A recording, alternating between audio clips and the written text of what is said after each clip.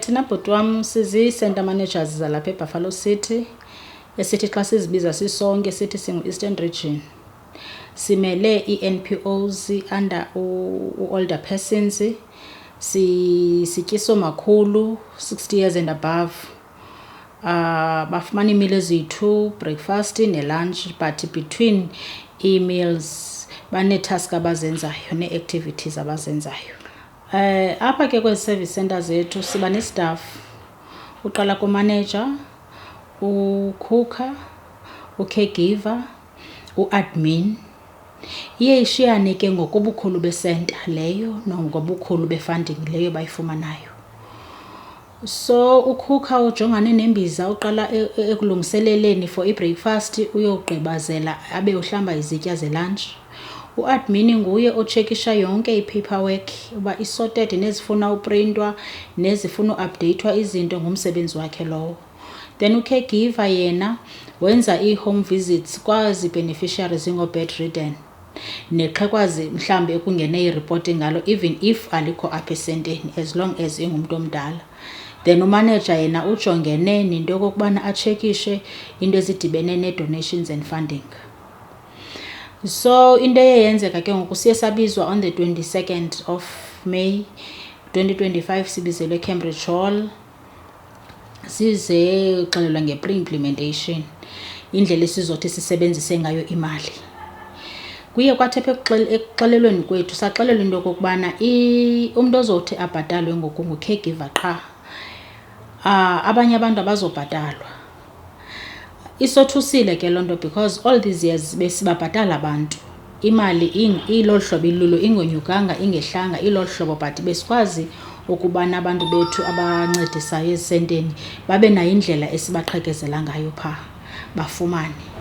Yeyona nto isibangele asava kamandi ngoba kuye kwanyanzeleka into yobana sidibane nebhodi sizame into yokokubana sibe yintlanganisela ukusota yonke le meko, ngoba akukho mntu sibawela into yokokubana abe kanti uphelelwa ngumsebenzi. Singafuni nokuxabana nabahlali ngoba ezi project siziqhubayo ngo-community based program. Umba esithe sawuva eCambridge okubana asizubhataleka sisi staff uye awahlala kakuhle kakhulu ngohlobo lokokubana kuthiwe kuzawusebenza u-caregiver, kuzawubhatala u-caregiver yedwa, of which ayingo-caregiver yedwa osebenza kwisenta, nathi sisi staff siyasebenza kwisenta. Then sibuyile ke ngoku sahlala phantsi sizi-managers sabonisa lo mba uba singawuxovulula njani na, ngoba zi-insistile ii-officers zakwa-DSD into ethi zona zithetha umlomo osuka phezulu kumphathi, so azinayo enye into ezinoyenza kodwa umsebenzi wona masiwenze ziyawufuna. Siye sabuya ke sahlala phantsi sizi-managers sabonisana into yobana le nto singayenza njani na. Xa sithetha naye u-caregiver ubonakala into yobana akazukwazi uphatha umsebenzi wesenta yedwa because umsebenzi wakhe strictly as a health worker, nothing else.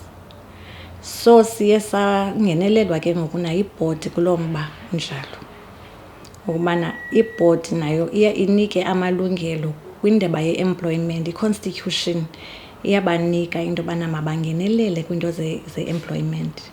So ibhodi nayo ayivanga kamnandi ngohlobo wokubana iyayazi uba isenta lena iranwa njani na, and isenta imele omakhulu kufuneka bazodistressa apha, abanye banemingeni nemingeni.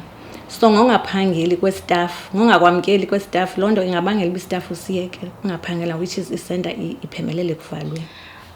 Into eyenzeka ke ngoku siye sagqiba okokuba sizi-managers ze-service centers apha e-Eastern Region ne-Western Region sihlale sidibane savela nedate yokokubana noma khe siziyele ngokwethu kwe-MEC siyovela nento yokokubana noko u-social development akasiqhubi kakuhle xa esenza ngolu hlobo, ngoba ngoku olu hlobo asiqhuba ngalo lubonakalisa ukuthi akasithatheli ngqalelo.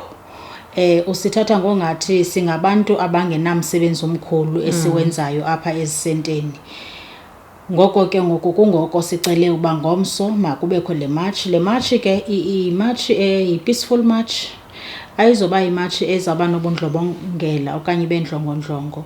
Sicelile uescortwa ngamapolisa, sacela neDepartment ye-Traffics okokubana mayibe khona izo-escorta xa sisenza yonke le migushuzo, singenjongo zokokuba sibe kanti siyasabeleka. Noko sekulilide ithuba uDepartment of Social Development ingasiqhubi kakuhle malunga nento edibene nokubhatalwa, kwa intsebenziswano ayizange ibekho phakathi kwethu. Ngomso ke ngomhla we-2 kaJuni sizawube simatsha sijongise eBhisho. Thina silicela lalapha e-Eastern Region, which is uMdantsane ne-East London. Sizawube sidibanela eSasol, eFort Jackson. Sihambeni ke siyodibana nelicala loma Western Region and amathole, sidibanela eStadium eBhisho. Ngo-10 o'clock funeka sibe siyamasha siya kwii-offices ka-MEC. Siyacela ke nesapoti sabahlali kuyo yonke loo nto leyo. Ke ngoku into besiniyicela, besicela isupport kubahlali bonke, NPOs, i-non-funded nabasebefundwa.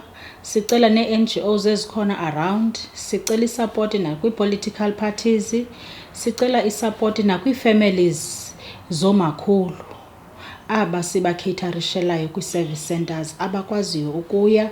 Singayivuyela kakhulu inkxaso yabo. Wonke umuntu othanda kwazi ukubana abe kanti unokwazi ukufikelela eBhisho ematshini, singayivuyela kakhulu loo nto leyo, ukwenzela into okokubana kubonakala into okokuba le nto siyihambelayo yinto eyiyo esuka nase kwi-community ngokuphangaleleyo. Siyabongoza ke umphakathi into yobana zonke ii-NPOs zeziphume ziyokusapota, including iCawa, i-youth organizations nezinye ke ezithe zithande into yobana zisapote. Setshilo ke ugxa wam wathi nezingafandwayo nezifandwayo, because le nto xa iyebahlali ayoyethu yeyomntu wonke. Oomama abasibagcinayo nathi ngabethu, nani ngabenu. Sicela intsebenziswano.